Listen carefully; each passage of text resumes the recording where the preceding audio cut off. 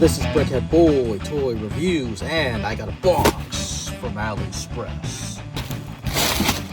So 2 sets. This will be a double review when we got 2 Kogo tanks. Now let's do a 360 on this thing. Take a look. Awesome looking crane. These are just for display, but fail. I thought it was supposed to give the boom stability, but I guess not. It's just fail. We'll turn it around. Here. Fail. Forgot to mention too, this back part here. Fail. The string is apparently not that long, which is kind of sad, but here's the boom. Fail. Fail. Which apparently broke. But anyways, let's take a look at this. And that's as far as it goes, but if you let go... Fail. This thing is a piece of crap! Fail. Fail. To conclude my review, this thing is straight up garbage! Just building the structural part of this crane, it kept on falling apart until you put the plates on top, then it's structurally sound, but then other pieces start falling apart, which made the building very frustrating. Got this for about 22 bucks. It's not worth it, I tell you, but if you glue it, it might just be worth it. You glue that and you glue that, so it'll be one model that's gonna be sitting on the shelf. Otherwise, one breath, this thing is gonna blow into little pieces. So there you have it. This 640 plus piece of crap set. That concludes my review. Thanks for watching. Fail. So years ago, I was not too thrilled with my Kogo set. So let's see if things change for the better. Hopefully. So this is a Leopard A26, I believe. A26 or A27, and then we have this here. According to some sellers, it's a T99a, and others, it's a T90. So I think it looks more like a T90. That's just my opinion. It could be both. Anyways, both of these have stickers, and let's build them.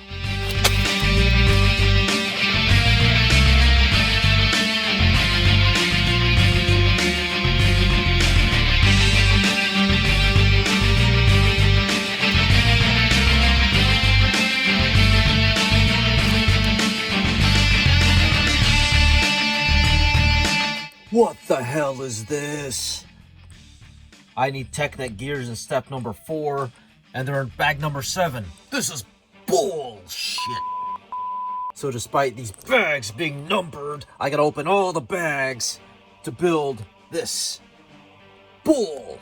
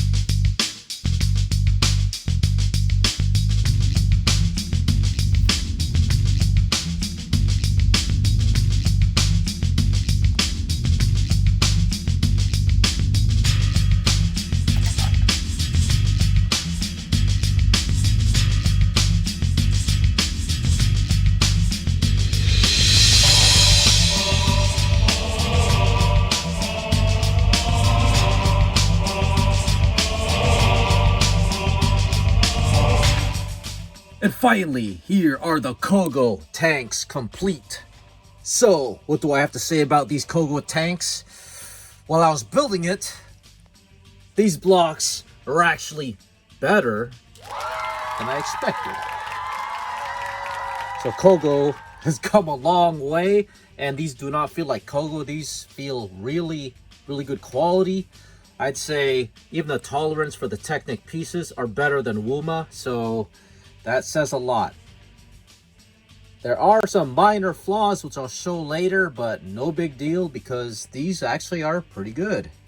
So I'm unsure of the number of pieces, but this T90, or is it T99a hybrid? It could be both. There's your tank, 2 minifigs. You have a display card, really cool. You have your weapons pack and your sticker sheet all used up.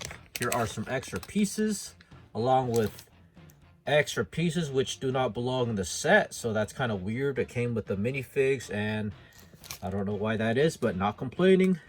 Your Leopard 2, along with your display picture, 2 minifigs, your weapons, and your sticker sheet, all used up. Extra pieces, and by the way, this only has 1 extra track link, whereas here you have 2 extra track links for extra pieces. Instruction book is easy to follow. The only problem you saw me have was there are numbered bags, but you got to open all the bags to build. So what's the point of numbering the bags? So let's start with this Leopard 2. Starting with the weapons, they are really hard to take out of here. The weapons are crap, but the blocks are good. So how come they did not improve the weapons like the blocks? These weapons equal the old blocks, just crappy. There's your brick separator.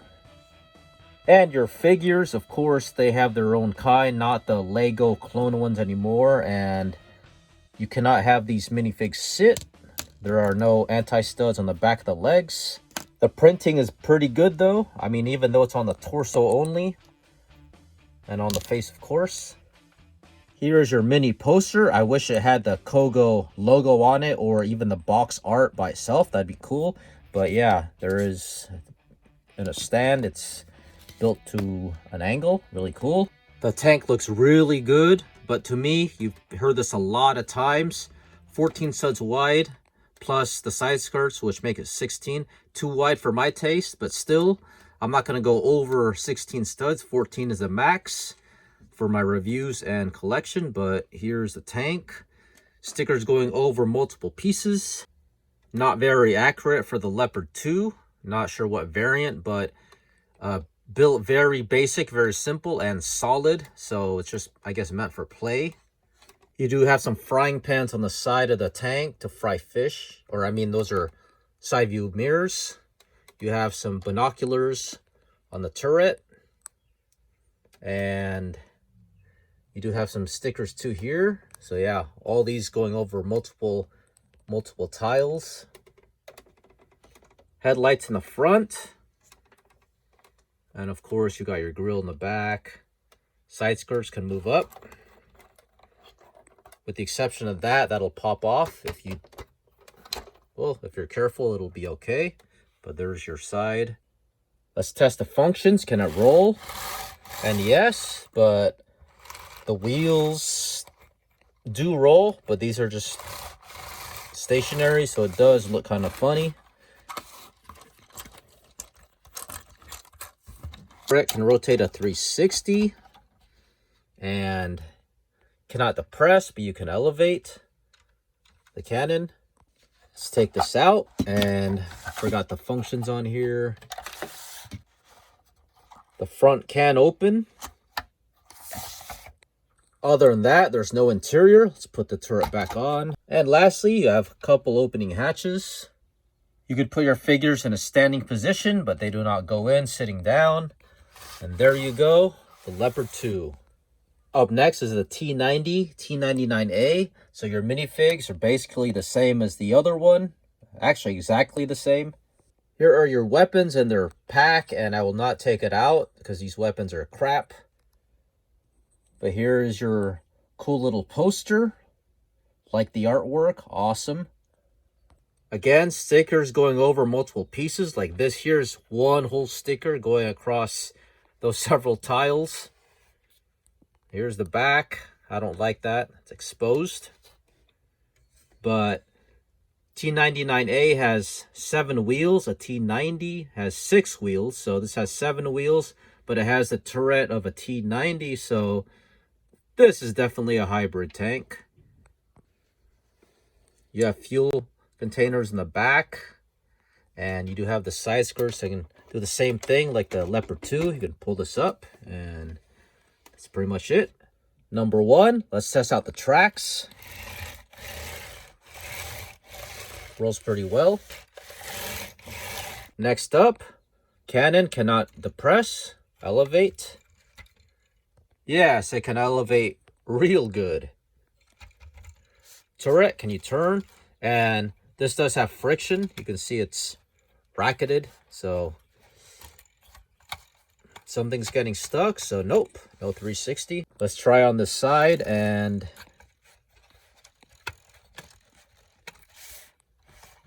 fail. Nope, doesn't go. So look at the hatches. You do have 2 opening ones, but they are side by side, so I'd say just put one minifig here. So not sure how this is supposed to work. Nope, that doesn't work. That doesn't work either. But this works. There, looks good. And let's take the turret out. Let's see what we have here. So you can put a minifig here, I guess. You can also try to take this out as well. And inside, you do have a sticker, of course, for a console. But yeah, really good. So that's one feature. Let's look back here. You can open it to reveal an engine. Nice. And you can also remove this. La, la, la, la. And you could remove this to reveal your ammunition. So I think I covered all the features. Let's conclude this review. So got these at AliExpress, roughly $32 each, plus $2 shipping each. So spent about $64 plus shipping. Let's start with the T99a, T90 hybrid tank. I like the width, 12 wide plus the side skirts. I think it's a bit long, in my opinion. The only flaw was I had to cut the sticker to access the interior detail, but this has pretty good functions compared to the Leopard 2.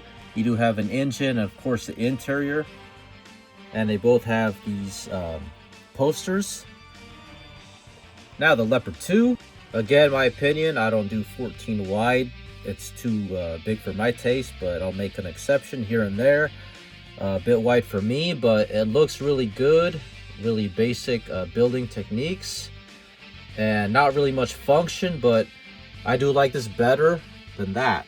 Even though this has more functions, I like the looks of this more, and overall, just for some reason. So anyways, now as far as Kogo is concerned, I'm quite impressed with the brick quality improvement from the last few times I bought Kogo, and it's been a long time since I bought.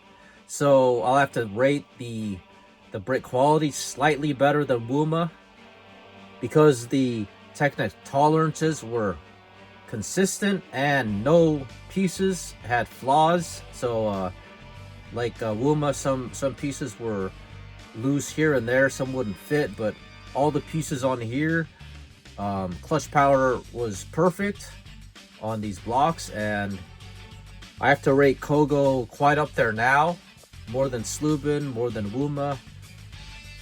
Assemble block, who knows? Assemble block is inconsistent. Sometimes they're really good, sometimes they're not.